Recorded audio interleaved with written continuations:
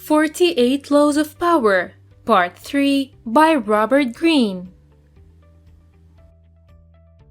In May 1925, five of the most successful metal and scrap dealers in France received an invitation from Mr. Lastigue, Deputy General Director of the Ministry of Posts and Telegraphs, who invited them to an official and top-secret meeting at the Hotel Crillon, which was the most luxurious hotel in Paris at that time, and the meeting was in the most luxurious suites of the hotel, on the top floor.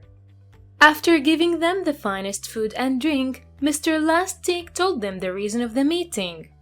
"Gentlemen, the case is urgent and requires complete secrecy. The government will have to destroy the Eiffel Tower." Then he explained to them that the government wants to make reforms in different sectors and that destroying the tower and selling it would have a great impact in helping the government achieve this goal. He then asked each one of them to make an offer to buy and destroy the Eiffel Tower. In order for the dealers to make correct and accurate offers, Mr. Lastigue gave them the official documents containing the number and weights of the tower's metals. The dealers were very happy with this generous offer from the government, as this offer may be the opportunity of a lifetime, and through it they will be able to make huge profits. After that, Mr. Lustig took the dealers into a limousine and took them to the Eiffel Tower for a field visit. After the visit, each one of them was asked to bring their offers within 4 days. A few days later, one of the 5 dealers received a message that says that he had won this deal and he had to bring the required amount within 2 days. The dealer was pleased with this news, as he would be mentioned in the history books as the man who bought the Eiffel Tower and destroyed it. On the big day, the dealer delivered the required amount of money, and in return, Mr. Lastigue gave him the official documents of the tower, and the dealer left the hotel, dreaming of the profits and fame he would get from this deal.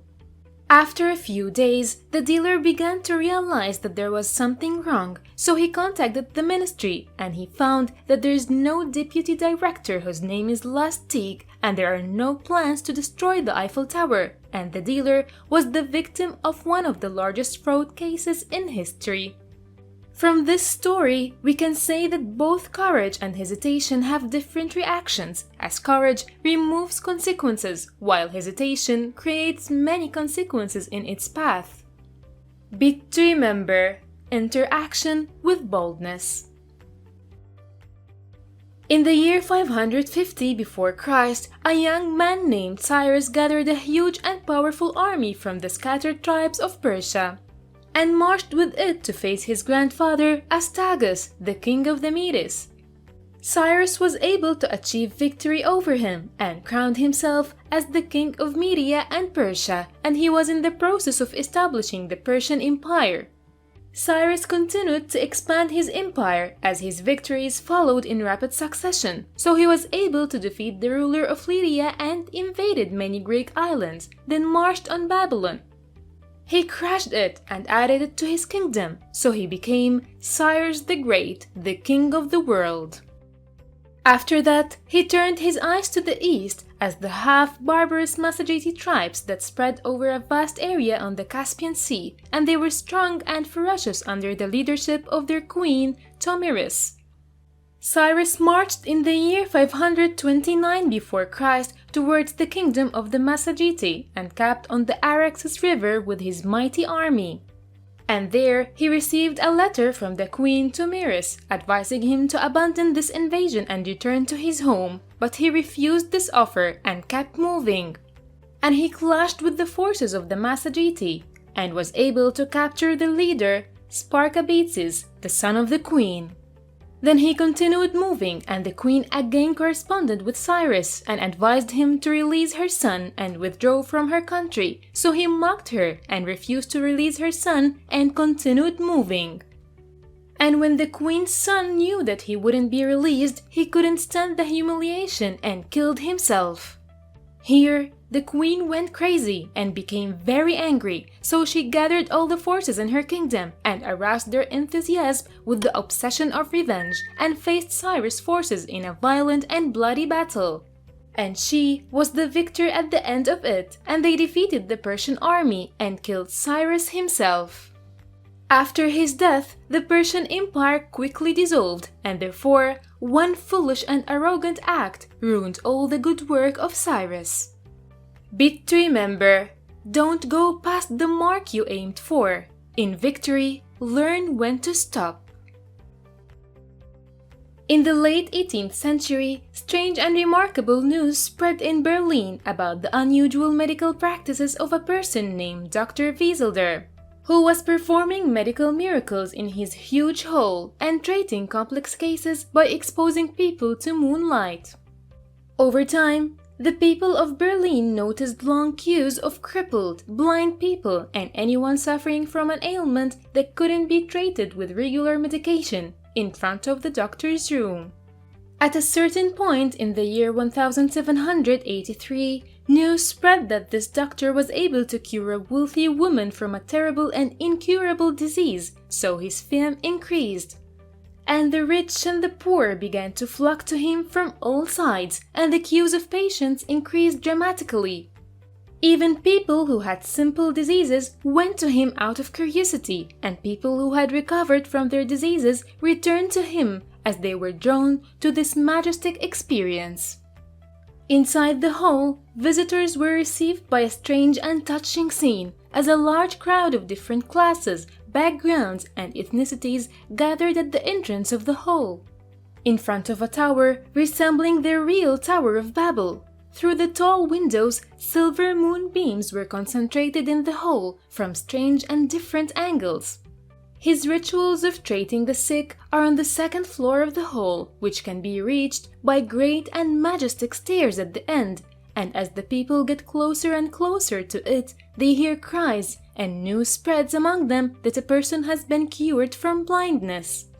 When the patient reaches the doctor examines the affected part of him and then exposes him to the moonlight and starts talking with mumbled words while looking at the moon, just like the wizards. Then after he gets paid, he lets the patient go. Dr. Wieselder was aware that astonishing images and grand symbolic signs create an aura of authority that most people respond to.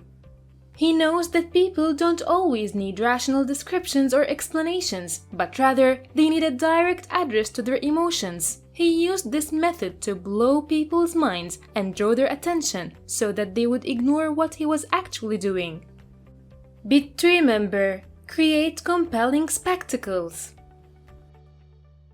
In the Middle Ages, the merchant class and guilds of artisans controlled the city of Florence, which enabled it to restrict the power of the nobles and the greedy people. The Medici family lived for several centuries under this system without any significant influence, as they had modest origins as fishermen.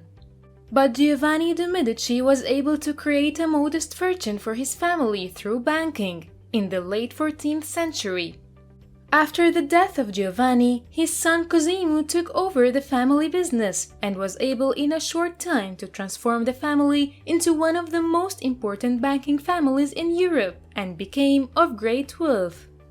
But despite Florence's republican system, there was another family that managed to dominate government positions in it over the years, which is called the Albizzi family. Cosimo didn't fight against them and gave them his silent support, as he preferred not to be present in the background of the political scene in Florence. However, the rapidly growing wealth of the Medici threatened the predominance of Albizzi, so they used their government muscles to arrest Cosimo on charges of plotting to overthrow the Republic, and then they banished him from Florence. He left the country quietly, knowing that sometimes one had to slow down, and over the following years, the Albizzi family began to raise fears that they were forming a dictatorial government. And Cosimo was using his wealth to influence the Florentine affairs until a civil war broke out in it, and the rule of the Albizzi family fell. Cosimo returned to the country and regained his position, and because he was a clever and intelligent man, he didn't make the same mistakes as the Albizzi family. So, he secretly used his wealth to buy influence among the important citizens and put his allies in high governmental positions where he chose them from the middle classes to hide their loyalty to him. Cosimo was working behind the scenes to gain power, while in public he presented an entirely different image, as he dressed modestly when he walked in the streets of Florence. He had only one servant, he bowed respectfully to judges and elderly citizens, and rode a mule instead of a horse. Cosimo realized that appearing better than others or appearing with no faults or weaknesses is very dangerous, as this creates silent enemies who wish to destroy him and everything he has. Bit to remember: never appear too perfect.